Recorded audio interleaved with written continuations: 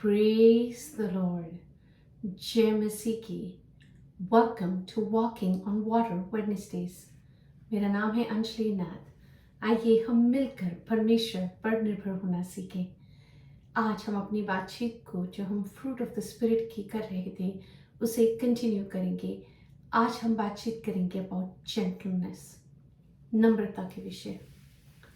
Saint Francis says, nothing is so strong as gentleness.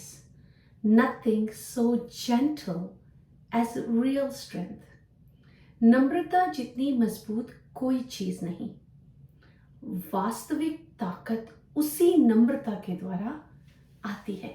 The world teaches us कि अगर आप week हैं इसलिए आप नम्र हैं, but Bible teaches us the contrary, क्योंकि हमारे पास परमेश्वर में हमें सामर्थ्य दी गई है, इसलिए हम नम्रता का जीवन बिता पाते हैं।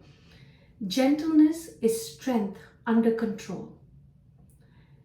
सामर्थ्य जो हम नियंत्रण में रख पाते हैं। Power harnessed is loving service and being respectful. वो सामर्थ्य जो प्रेम के साथ दूसरों की सेवा करने से हमें प्राप्त होती है। ये कोई कमजोरी नहीं है, कोई वीकनेस की वजह से हम नम्रता को नहीं दर्शाते। The meaning of the word gentleness is the quality of being tender. कोमल होने का गुण इज जेंटलनेस। कभी बाइबल में इंटरचेंजेबली यूज होता है फॉर ह्यूमिलिटी, फॉर मीकनेस, विनम्रता के विपरीत दीनता के साथ इस शब्द को यूज किया जाता है। So kindness is a behaviour founded on strength through love. So ये सब कुछ, जैसे हमने पहले बातचीत करी थी, the first fruit of the spirit which is love, ये सब प्रेम के थ्रू ही बह पाता है। And then it's also a way of tolerance, जहाँ से हम अपने आप को काम रख पाते हैं, टॉलरेट कर पाते हैं अब्यूज को भी, at which leads to self control, जिसके विषय हम नेक्स्ट टाइम बात करेंगे। फिलिपियो 2:12 से 15 को पढ़ूंगी। इससे पहले कि इन पदों को पढ़ूं, the Bible talks about Jesus who is glorified, Jesus who is victorious. वो कुछ इस प्रकार से कहते हैं, जो परमेश्वर के स्वरूप में होते हुए शून्य बन गए, उन्होंने दास का स्वरूप ले लिया, यहाँ तक कि आज्ञाकारी रहे कि क्रूस की मृत्यु तक उन्होंने सह ली। इसलिए परमेश्वर ने उन्हें एक महान स्थान दिया है और उस सीट पर उन्हें अपने दाहिने हाथ बिठाया है। वह श्रेष्ठ नाम उन्हें दिया गया है जिसके नाम से हर एक घुटना टिकेगा, हर एक जीभ अंगीकार करेगी कि यीशु मसीह ही प्रभु है।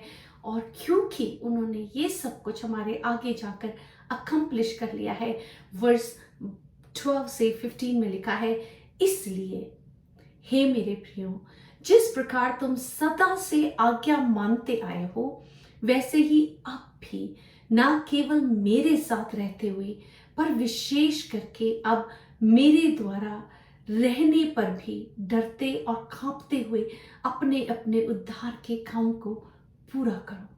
कैसे?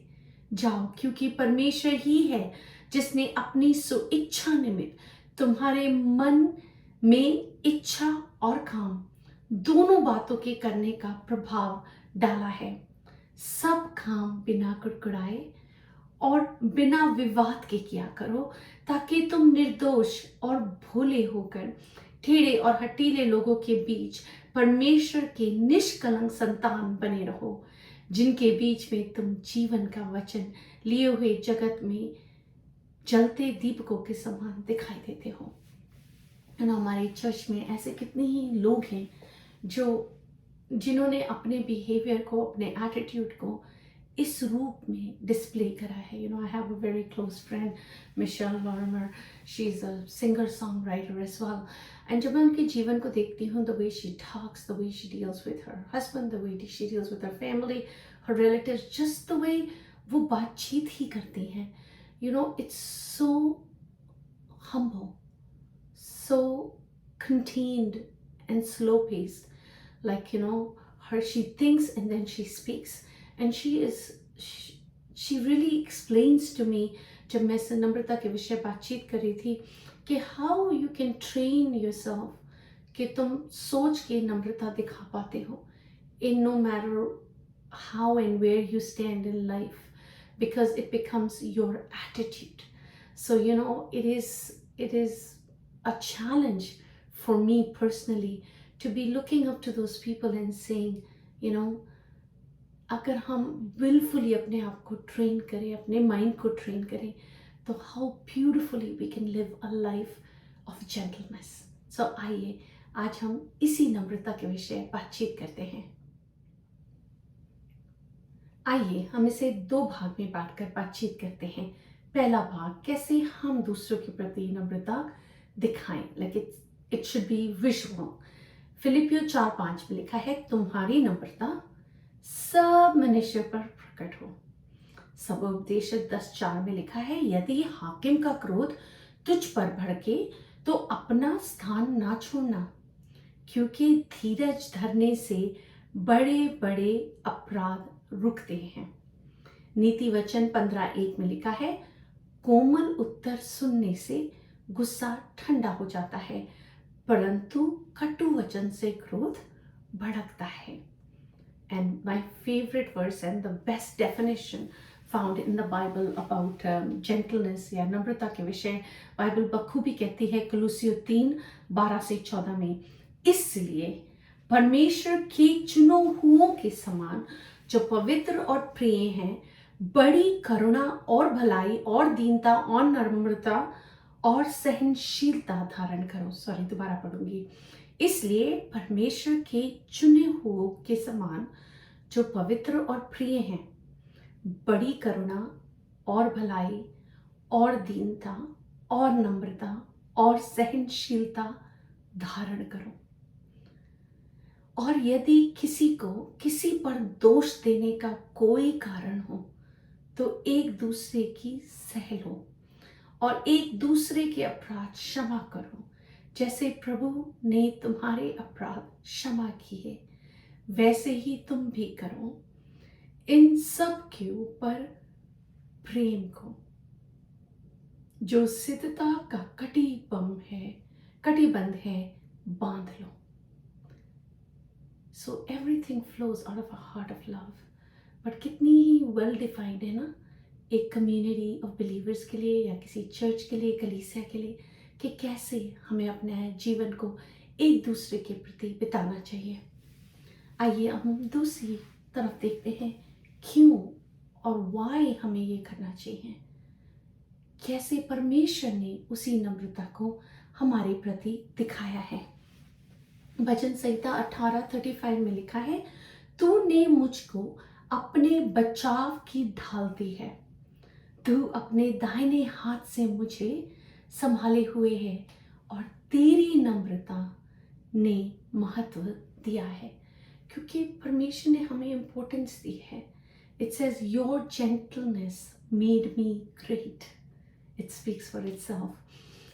दूसरा शमूएल 22:36 वर्स में लिखा है, तूने मुझको अपने उद्धार की ढाल दी है और तेरी नम्रता मुझे बढ़ाती है. So it helps us to grow in the lord. So आइए इस आने वाले हफ्ते में एक चैलेंज को एक्सेप्ट करें. एज हम जेंटलनेस के विषय, नम्रता के विषय सोचते हैं, आइए एक स्टोरी को अपने आने वाले हफ्ते में अपने बाइबल रीडिंग टाइम में पढ़ें. मत्ती 18:23-35. It's an example which talks about एक स्वामी था जो उसने लेखा लेना था, और उसमें से वो एक जन का लेखा लेते हैं जिसमें उन्होंने उन्हें 2000 तोड़े ओ करे होते हैं और वो उनके पास जाते हैं अपना कर्जा लेने उनसे, और उसके पास चुकाने के लिए कुछ नहीं होता। तो वो उन्हें कहता है ठीक है, उसकी बीवी को, उसके बाल बच्चों को और जो कुछ उसका है उसे बेचकर मुझे ये पैसा वापस करो। तो जब वो उससे तरस की भीख मांगते हैं तो वो तरस खाकर उनका कर्जा माफ़ कर देते हैं। वही सेम इंसान जिनका कर्जा माफ़ किया जाता है, जब उनके दास उनके साथ, उनके संगी दासों में एक है जो उनको 100 दिनार ही सिर्फ ओ करते थे, और वो उनका कर्जा नहीं माफ़ करते बल्कि उनका गला घोटने की कोशिश करते हैं, उन्हें बंदी गृह में डाल देते हैं। और उसके संगी दास उसी स्वामी को इस चीज़ को बताते हैं, और वर्स 32-33 पढ़ूंगी। स्वामी ने उससे कहा, हे दुष्ट दास, तूने जो बहुत सी विनती की तो मैंने तेरा वह पूरा कर्जा क्षमा कर दिया, जैसे परमेश्वर ने अपने बेटे को भेजकर हमें क्षमा किया। इसलिए जैसे मैंने तुझ पर दया की वैसे ही क्या तुझे नहीं अपने संगी दास पर दया करना नहीं चाहिए था? So because we are forgiven, because परमेश्वर ने हमें नम्रता दिखाई है, हमें चुना है, हमें बुलाया है। हम तो पापी ही थे, अपना जीवन जैसे भी बिता ही रहे थे, पर in his timing God showed up in our lives. तो आज जो हम परमेश्वर में है, it's not a coincidence, it's because परमेश्वर की इच्छा हमारे जीवन के लिए एक नियुक्त समय पे थी जब वो हमारे जीवन में शो अप होते हैं। सो और जब उन्होंने हमारे को वो दीनता, वो नम्रता दिखाई है, तो क्यों हम अपने आप को इतना चैलेंज महसूस करते हैं जब हमें दूसरों के प्रति दीनता दिखानी पड़ती है।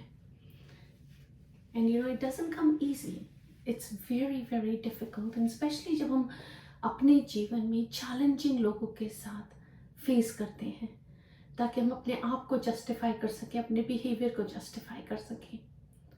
But God still will ask कि अगर हम नम्र या दीन हैं उनके प्रति या नहीं। सो आइए हम मिलकर, इंक्लूडिंग मी, इस चैलेंज पे चलते हैं कि कैसे हम सब लोगों के साथ रहते हैं। हमने बातचीत करी थी, फिलिपियो 4:5 में लिखा है, तुम्हारी कोमलता सब मनुष्य पर प्रकट हो। आइए हम प्रार्थना करते हैं।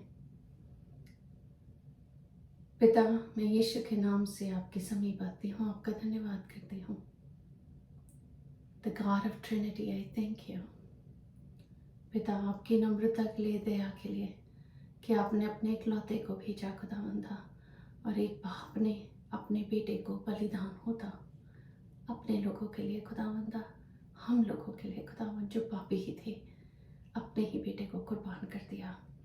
मैं धन्यवाद करती हूँ यीशु मसीह आपका कि आपने चुना और चाहा कि हमारे लिए खुदावंदा, हमसे दोस्ती कायम करने के लिए आप खुदावंदा उस क्रूस की मृत्यु को सह गए।